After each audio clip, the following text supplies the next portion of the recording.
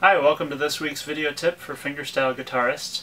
My name is David Youngman, and I'm starting a three-part series on challenges. And these challenges are meant to help you really perfect something or push your playing to a new level. So each week we'll be looking at a different type of challenge. And I got this idea from the book Practiceopedia, and this book is written by Philip Johnston. And it's basically a book of different ways to practice effectively. This guy has really analyzed the system, and it's definitely geared more towards younger students, elementary, middle school, maybe high school age. But I've actually gotten a lot out of this. So I definitely recommend you check this out. I'll leave a link below for that. These challenges, I use these for myself, and I use them also with my students, and they really help you to have a sense of focus in your practice, to where you're accomplishing more in less time, basically. So just a few things that you need for this. You're going to be working off of a sheet music. It's definitely best to have something written out to work off of, just for kind of a physical, visual feedback.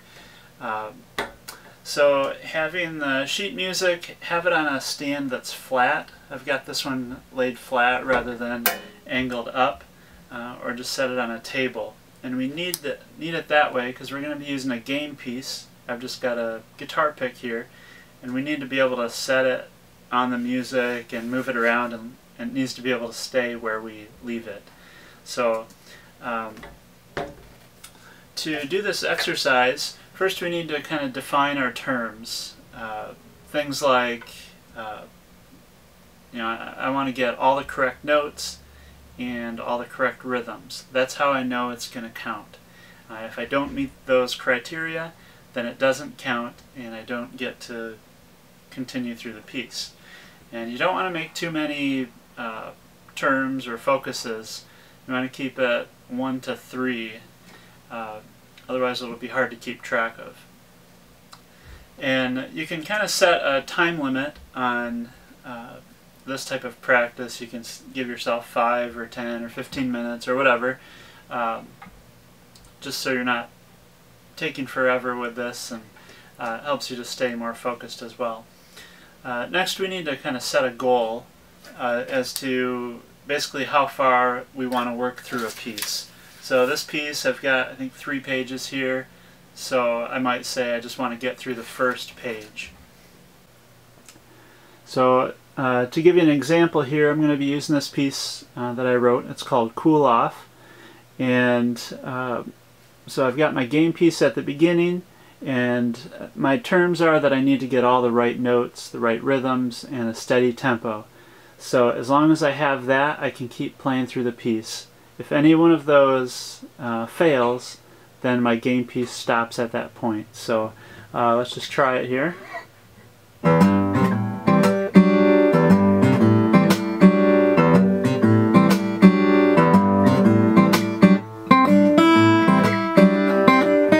Oh, I hit a wrong note there.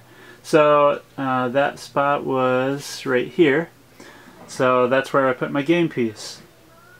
And so next, all I have to do is beat that spot. I don't have to, I don't have to reset it or anything like that. All we're trying to do is beat that spot. And having this visual feedback has a certain, it helps a little bit. Makes it a little more fun, I guess, for some people. But one thing that's nice that I think helps is, if I were to try to play through this whole piece, looking at that whole page might look like a lot. And so if it relaxes me a little bit to know that I just need to play until, I lose focus or I make a mistake, put my game piece there. Now this is all I have to do. I just have to get past that point. Maybe I move to there.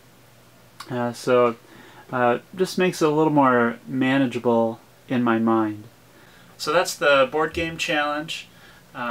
Next week we're going to be looking at what I call the tally challenges, using some sort of counting system, something like this. We'll look at that next week. And guys, with these videos, I really need your support with them. So really the best thing you can do is sharing this video. Post it on Facebook or forums or anywhere you can think, if you want to help support what I'm doing here and keep me making these each week. So of course, subscribe if you want to keep up with these too, and I believe that's all. I'll see you next time.